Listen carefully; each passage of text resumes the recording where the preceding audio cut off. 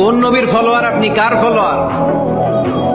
সালমান খানের ফলোয়ার হয়ে কি খুশি? অমুকের সাথে সেলফি তোলে কিভাবে ফেসবুকে মারতেছে দুমায়া লাইক, আছে না নাই?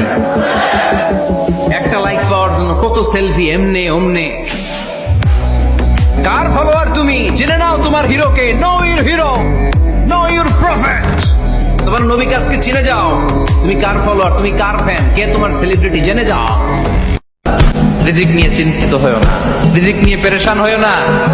Play your role. রিজিক ইজ ফিক্সড। যেটা তুমি পাওয়ার তুমিই পাবা, যেটা তুমি পাওয়ার কথা না চেষ্টা করেও সেটা তোমার কাছে আসবে না।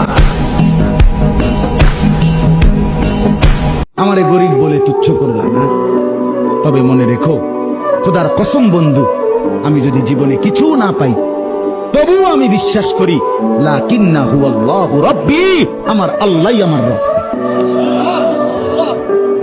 ওয়ালা উশরিকু বিরাব্বি আহাদা, আমি আমার রবের সাথে কাউকে শরীক করব না। আমি আমার আল্লাহর জায়গায় আর কাউকে, আমি 40 বছর না আমি 70 বছরও যদি কিছু না পাই তবু আমি ডাকবো কাকে? আমি আল্লাহর জায়গায় কাউকে। আল্লাহ আপনি আমার দিলের মধ্যে তাকওয়া দেন। আল্লাহ আপনি আমার দিল বিশুদ্ধ পবিত্র করে দেন।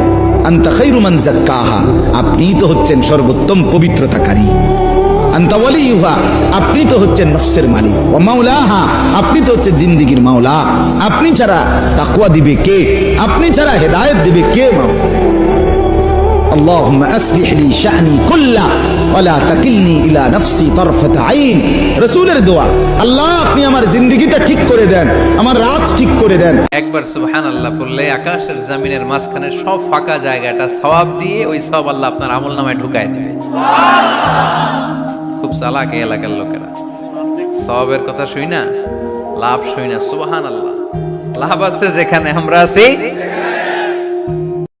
স্বপ্ন সেটা না যেটা মানুষ ঘুমিয়ে ঘুমিয়ে দেখে, স্বপ্ন সেটা যেটা অর্জনের আকাঙ্ক্ষা মানুষের ঘুমাতে দেয় না।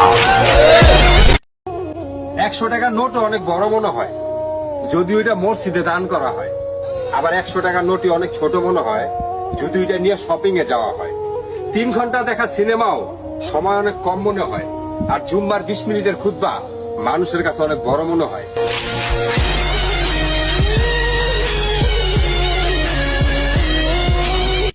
প্রতিদিন নামাজের আগে যে তোমরা ওযু করো, এই ওযুর পরে কেউ যদি পড়ে আশহাদু আল্লা ইলাহা ইল্লাল্লাহ ওয়া আশহাদু আন্না মুহাম্মাদান আবদুল্লাহি ওয়া রাসূলুহু, ওযুর পরে এই দোয়াটা প্রতিদিন যে পড়বে, কিয়ামতের দিন 8টা জান্নাতের যে কোনো দরজা দিয়ে ঢোকার অনুমতি ওই বান্দাকে আল্লাহ দিয়ে দিবে।